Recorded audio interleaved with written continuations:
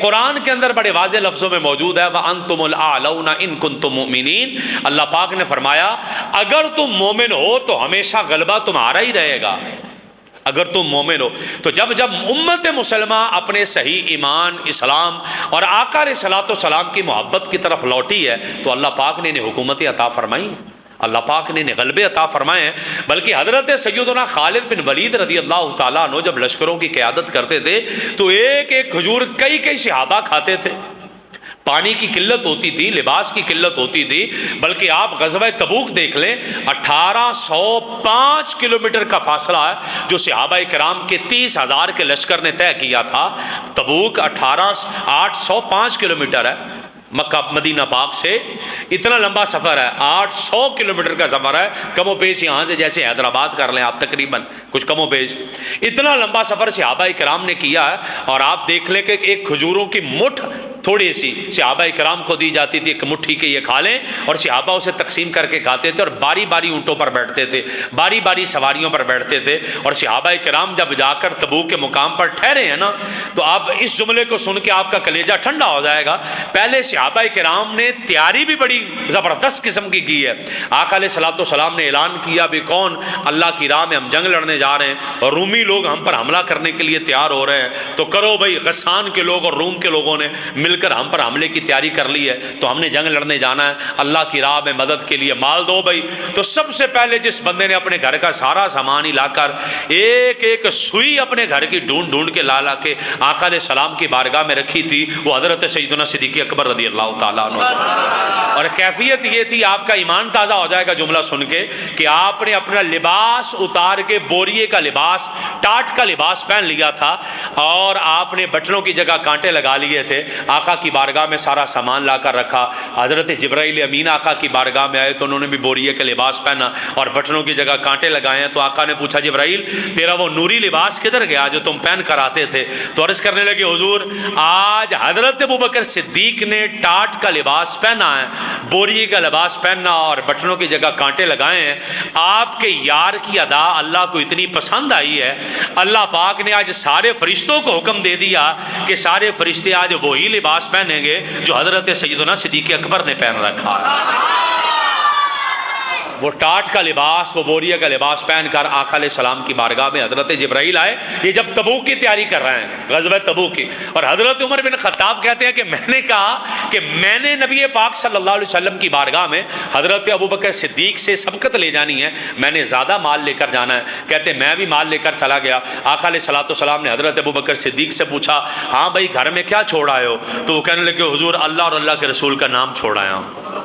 اور کچھ نہیں چھوڑ کے آیا۔ تو حضرت عمر کہتے ہیں مجھ سے پوچھا تو میں نے کہا حضور آدھا لے آیا ہوں آدھا چھوڑ آیا ہوں۔ کہتے جب میں نے آدھا لے آیا ہوں آدھا چھوڑ آیا ہوں کہا نا تو میں اس دن سمجھ گیا کہ خدا کی قسم ہے ابو بکر سے ہم میں سے کوئی بندہ سبقت لے کے جا سکتا ہی نہیں ہے۔ ابو بکر کو خدا نے بنایا ہی پہلا ہے، کریم آقا کی بارگاہ میں ابو بکر کا مقام ہی پہلے والا ہے۔ سارا مال لے آئے۔ حضرت سیدنا عثمان غنی رضی اللہ تعالیٰ عنہ آپ نے 100 گھوڑا دیا، 900 اونٹ دیے، 1000 سونے کا سکہ دیا، اور آقا علیہ الصلوۃ والسلام مسجد میں بیٹھے ہیں اور آپ ان سکوں کو پکڑ کے یوں آپ اپنے ہاتھوں میں انہیں ہلا رہے ہیں، اور آقا علیہ السلام فرما رہے ہیں عثمان آج کے بعد تو کچھ بھی کر لے تیرا کوئی عمل تجھے نقصان نہیں دے گا، تجھ سے خدا بھی راضی ہو چکا ہے، محمد مصطفیٰ بھی راضی ہو چکے ہیں صلی اللہ تعالیٰ علیہ وآلہ وسلم۔ حضرت مولا علی شیر خدا کرم اللہ وجہ الکریم سے فرمایا کہ ہم نے 800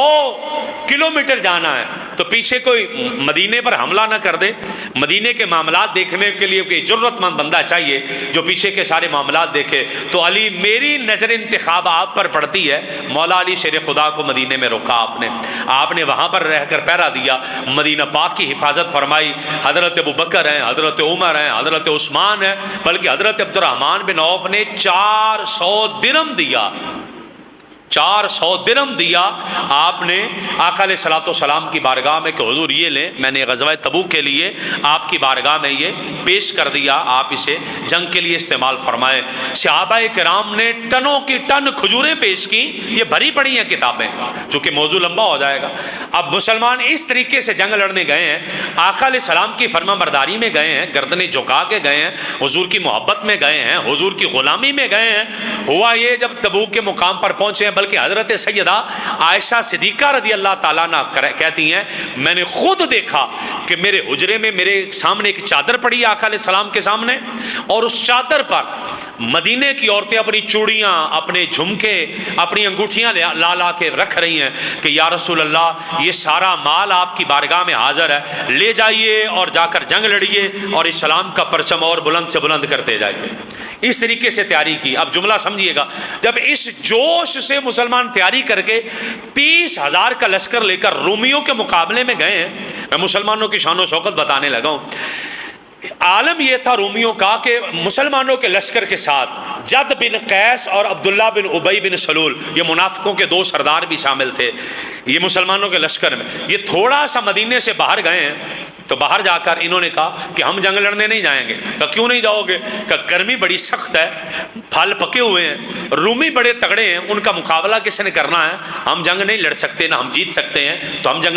جنگ لڑنے نہیں جائیں گے۔ تھوڑا سا آگے گئے ہیں، انہوں نے اپنے بندے لیے ہیں، یہ بندے لے کر سائڈ پہ ہٹ گئے۔ آقا علیہ الصلوۃ والسلام پر کلیئر کر دیا گیا اور آقا علیہ السلام کو کلیئر ہو گیا کہ یہ منافق ہیں، صحابہ نے بھی دیکھا یہ منافق ہیں، مسلمان الگ ہیں۔ اب مسلمانوں کا لشکر جا رہا ہے، 30,000 کا لشکر جب روم کی سلطنت پہ کی سرحد پر جا کر تبوک کے مقام پر ٹھہرا نا، خدا کی قسم ہے وہ روم کا بادشاہ جس نے خود لشکر تیار کیا تھا، وہ غسان کے قبیلے جو جنگ لڑنے کے لیے دن رات مشقیں کر رہے تھے اور تلوار زنی اور نیزہ زنی کر رہے تھے، جو تیاری میں تھے کہ کب مسلمان آئیں ہم انہیں گاجر مولی کی طرح کاٹ کر رکھ دیں گے، جب مسلمانوں کا 30,000 کا لشکر دیکھا نا تو روم کے بادشاہ نے خود خط لکھ کر اپنے فوجیوں کو کہا کہ جنگ لڑنا، غسانیوں اپنے اپنے علاقوں میں چلے جاؤ، مسلمانوں سے صلح کر لو، خدا کی قسم ہے یہ پرانی تلواروں والے لوگ جو آئے ہیں یہ کسی حالت میں بھی تمہیں زندہ نہیں چھوڑیں گے، تمہاری جانیں لے جائیں گے اور تمہیں تباہ و برباد کر جائیں گے اور تمہارے ملک پر قبضہ کر جائیں گے اور تمہاری حالت بری کر کے چلے جائیں گے۔ اور روم کا بادشاہ دم دما کر دوڑ گیا، غسان کے قبیلے کا پرچم بلند کر دیا اور بتا دیا کہ جن کی تلواریں بھی پرانی ہیں، جن کے پاس سواریاں بھی کم ہیں، جن کے پاس پینے کے لیے پانی بھی کوئی نہیں ہے، جن کے پاس کھانے کے لیے خوراک بھی کوئی نہیں ہے، خدا کی قسم ہے جب میدان عمل میں مصطفیٰ کی محبت میں آتے ہیں سامنے والا لشکر تھر تھر کانپنا شروع کر دیتا ہے، اور اللہ پاک تلوار چلائے بغیر بھی مسلمانوں کا رعب ان کے دلوں میں ڈال کر کہہ دیتا ہے کہ کل کائنات پر کل بھی حکومت مصطفیٰ کی تھی، آج بھی حکومت محمد مصطفیٰ کی ہے۔